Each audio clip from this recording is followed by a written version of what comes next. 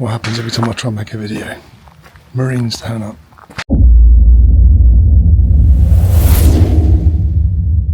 Personally, I cannot believe the amount of online storm that this simple but innovative piece of gear has caused. Now, before I go into the full details behind this video, I just want to say up front, Paul Mesner is going to be mentioned, and this is not a personal attack on Paul Mesner. I like Paul Mesner, he does great videos, he's got a huge amount of experience, he's been around a long time, 200,000 plus subs, but he does come up, but I didn't bring him up, someone else did, and that's why I got to address that situation. Now, Paul sometimes watches my videos, he has commented in the past before, so Paul, if you're watching, apologies up front. As I say, it's not an attack on you, and I know we've met personally as well and had conversations. And I think when you see what I'm about to say and go over with this video, you'll probably agree on what I'm saying anyway. So before I start going over the reasons behind this shitstorm that's going on online, I just want to clear up some information on the Flextail R09 mat that wasn't available at the time of launch and when I did my initial sort of product presentation view of it. First off, you can buy this on its own. You haven't got to buy a pack of 3. A lot of people keep asking these questions. That's the reason why I'm doing part of this video. It's questions that people had around what they could do. So if you put your order down for the R09 on its own, when you get the pledge, they'll contact you and ask if you want a large or a regular mummy pad. That brings you on to the next bit, and that is that the large is currently only going to be available in the mummy pad. So it'll still be very wide and very long, but it will be mummy shaped. They are actually looking at doing the rectangular pad in an R09 option as well, so that may be out at a later date. And also, this one weighs 511 grams in regular. The mummy large is going to be 668 grams, so not massively heavy, but it will still have a 9.5 R value and be a decent size, and hopefully I'll be getting that sent out to me soon. Right, third time lucky. I keep having to move on because the Marines are everywhere. Whenever I turn up somewhere, I've just been hiking through some woods and through some, undergrowth and bushes. Suddenly I hear a mind out. I look down and there's a Marine buried under some bushes, so careful I don't step on the buggers, but also I don't get shot. Okay, so I basically do 3 types of videos. Hopefully you'll agree, but one will be wild camping, and I may show some gear on that wild camp. It might be new gear I've just got, it might be something I've used for years, but it's a wild camp video. Second will be a full-blown review video. Now, that may be something that's new, or it may be something I've used for a long time. Generally, I'll do a full review, and I'll title it long-term full review, so that you know about the longevity of that piece of equipment that I've been using, and that it's been reliable, and what my thoughts were over a period of time. I don't know if you can see behind me, but I've now come right across the other side of the forest to get away from the Marines, and about 50 have just turned up and plonked themselves right next to me. I said, are you staying, or are you passing through? They went, don't know. They've just taken all their gear off. So I'm moving again.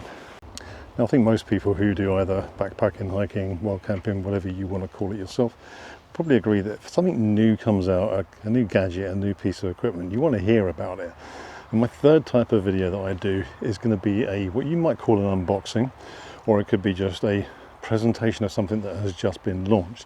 I will generally only accept something that I think is really good, relevant to the channel, ideally, and something that you may be interested in. So it is literally an initial look and a view at the product, go over the specifications to see if they match what the manufacturer says, if I think it's any good, if it feels any decent, and what the initial testing is like. That is it. It is simply to help you guys out there see what is new in the market. Now, people do this type of video on everything. Unboxing videos, you see them with their knives, cutting boxes open, showing you the stuff. It doesn't seem to be an issue, but my last video did, and I don't know why. Now, when I did that video, at no point throughout the video did I mention the word review. There was not the word review on the thumbnail, there was not the word review in the title, so it wasn't a review, it was a product presentation, as I said, to show you guys about something that I thought was new, very innovative, and something you might be interested in buying and being one of the first to buy. Now, some people took offence to that and said, how can you do a review on a product? It wasn't a review that I haven't used over 2 or 3 years, right? Now, obviously, I can't. If I had used it over 2 or 3 years, then I might do a review. But there's probably going to be 1,000 reviews out there before I get that one out. And let's face it, we are on YouTube to bring out new videos, get you guys to watch it, and ideally get as many views as we possibly can. That's why we do it. And anyone who says otherwise is talking codswallop. So if you want to buy something that has just been launched, the only way you're ever going to find out about it is from an advert from the company. And then you'll only be seeing the good parts that that company tells you. So you'll have to buy it if you want to buy it brand new from an unknown source, from no response material whatsoever on how good anyone thinks it is, or you have to wait 2 or 3 years until loads of people have used it and wait for the reviews to come out. So that's the choices that you have, and I can't gauge what you're going to do. That's down to you. So Paul, here's the apology part. This comment came up from an individual, which ended up in a long conversation, where other people jumped in as well, where a guy said, this is it, I'm unsubscribing, Paul Mesner's got it, nail on the head, did his video about you YouTubers who get given a product for free. You say it's fantastic just because you get paid to do it, or you get a free product without really testing it. You shouldn't do that. You should only do a long-term test on a product and not do a review on it until you fully tested it out over, you know, a dozen camps. Now in theory, they're right. But if me and every other YouTuber out there didn't do an initial product presentation on it, that individual or anyone else would not know about it. No one would buy it, the project wouldn't get off the ground, and it would fail. So a really good piece of equipment may never be produced because of that sort of attitude. And I think every other YouTuber will agree that if they are sent a product that is really good on paper and looks good when you get it, you're going to want to be one of the first out there to get the video out, because that's going to get you more views.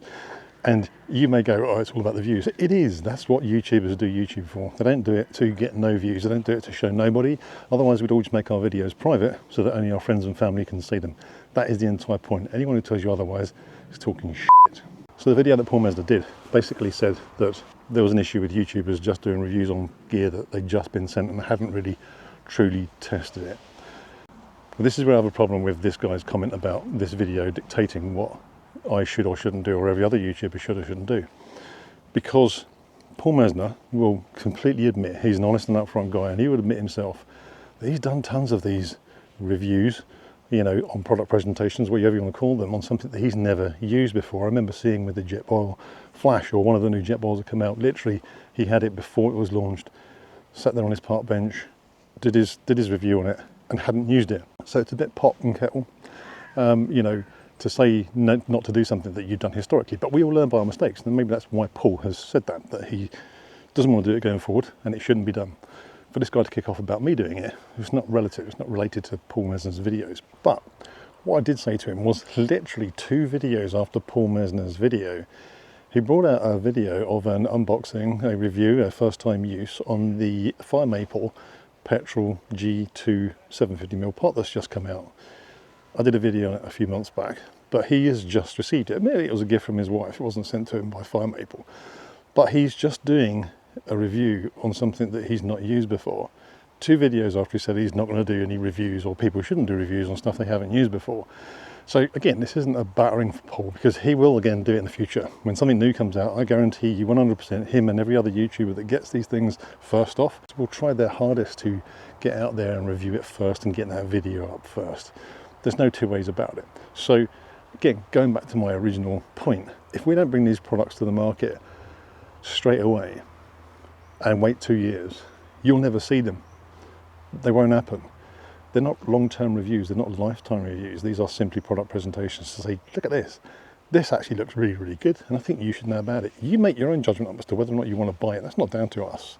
We can only guide you and tell you what we see, and we are honest about it. Or I'd at least hope we are honest about it. I try and be as honest, whether it's given to me or I buy it, as possible. And that was proven, and I noted this in the video, the Flextail video about the R09 pad. In the past, Flextail sent me the Zero pump, which I didn't like. Said it wasn't any good, said it was pointless. A lot of people agreed, some didn't. Personal preferences, but to me I thought it was useless, and I said that. I have done a review on what should have been the most game-changing sleeping bag in the world ever. A sleeping bag that uses aerogel, which pound for pound is lighter than down. It's more insulating than down. It's used on with NASA with their spacecraft. Okay, it is see-through. It is so light. And the company that sent it to me posted it out. I got it, and it was ridiculous. It weighed a ton. It was a massive pack size. You'd need another backpack to carry it in, and it wasn't comfortable and didn't fit in it. So I actually said to them, I'm not doing a review on this. It's bloody awful. You know, I can do one, but it's going to be a nightmare, and I can't be bothered to go to the effort of doing it. And they actually said, just do it. We're fine with that. So I did. It was even titled the worst review ever. So if I think something is crap, I will say it's crap. If I think it's good, I will say I think it's good. Only long-term testing will prove whether or not it really is. Now, my video aside, When this product was launched, someone found it, saw it. We all got emails. Anyone who signs up to Flextail gets an email about it, and they posted it on Facebook. And that was when the second shitstorm kicked off. Because for some reason, people don't believe that a company like Flextail, who've only been out 5 minutes, can make a sleep mat that is warmer than the Thermarest. They've been doing it for years. It's impossible for them to be any good. Obviously the 9.5R rating is fake and they make it up. And this was mentioned on my video as well. Either people do not watch the videos, or maybe even with me explaining and telling them what ASTM means, do not understand it. I can't help that if you don't understand it when I make it as blatantly obvious as I possibly can. But I pointed out quite clearly that the manufacturers, some manufacturers, say that they are rated to a certain R value without any kind of proof. The majority of manufacturers use the ASTM verification way of doing it, and that is a legitimate, worldwide recognized rating of the sleep mat and its heat retention. So if something says it's got a 9.5R value and it's got an ASTM certificate number with it, it's 9.5R value. Flextail haven't said it. It's been done by ASTM, a separate individual testing system. Now, to debunk the company's only been going for 5 minutes, what can this cheap Chinese company do that can beat Thermarest? It's all bullshit. Flextail have been going since 2012, so they've been going for 12 years now. Thermarest have been going since 1979, so 45 years. So they've been going over, well, 3.5 times longer than Flextail have. So yeah, Thermarest, they have a lot more experience in the market of sleep mats. What I tend to find though, I've been in sales and products for all of my life, 35 years, and what I see is those who started the game tend to very, very slowly evolve. They'll change bits and pieces here and there, but they rely on their name and the product brand to just continue selling, and they don't make any drastic changes in there and whatever it is that they sell. What happens is then is a new and upcoming company comes along, and they have to do something quite different and drastic to make an impact on the market and to actually sell and maybe outsell those who've been going a lot longer. So they're the ones who think outside the box and make changes and do things that are different. Now, admittedly, Flextail didn't start in 2012 doing sleep mats. That's only a more recent thing. But they've been going since 2012 and they are innovative, they come up with new ideas and they've been successful. The pump, again, someone pointed out, what's the point in a pump? It's pointless, you don't need a pump, right? Yeah, maybe so. You can blow it up with your mouth. You don't need to put the pump in that mat. You've still got a 9.5R value mat. But that pump that they first brought out, the tiny pump and then the X2 and all the other ones, they have become a mainstay in the backpacking community. There are 1 million people out there worldwide that use these pumps. So for all the initial attacking on this new product from a new company that no one's ever heard of with this useless pump, and all it is it sticks weight in your bag, they've done pretty well out of it and they've sold shitloads. So just because they branched into mats, it doesn't make it something that it's going to be bad because it's a new product for them. They do their trials, they do their testing, and it eventually gets tested by an individual adjudicator testing station that actually says, yes, this is a good mat, or it is a mat that's rated at a certain R value. That is down to them to test that, and it's down to us guys to test it long term going on. So it's quite new for them, but it is totally blowing every other mat out of the water at the moment in comparison to the heat retention and the R value on that mat. To put the time frame of their business into perspective, let's look at the car, the motor industry, right? 1891, I think it was, Carl Benz invented the motor car, then became Mercedes-Benz, 1891. In 2008, Tesla was launched with a pretty bad product. The Roadster wasn't that good. But since 2008 till now, they pretty much have the best, the most innovative, the most popular, the best selling with the highest tech electric vehicle on the road. And Mercedes are running electric vehicles as well, but they are actually not anywhere near as good in comparison to a Tesla, for all the main reasons that you buy an EV for, unless you actually want a Mercedes and you happen to want an EV as well. Other than that, the Tesla beats it. So they have over 120 years of more experience of making and building and selling cars than Tesla do.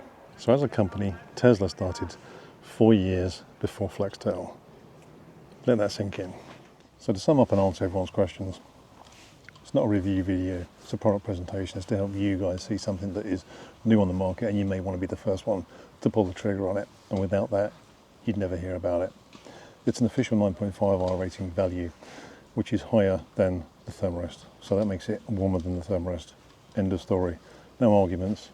It's warmer. It's tested by the same people that test the Thermarest pads.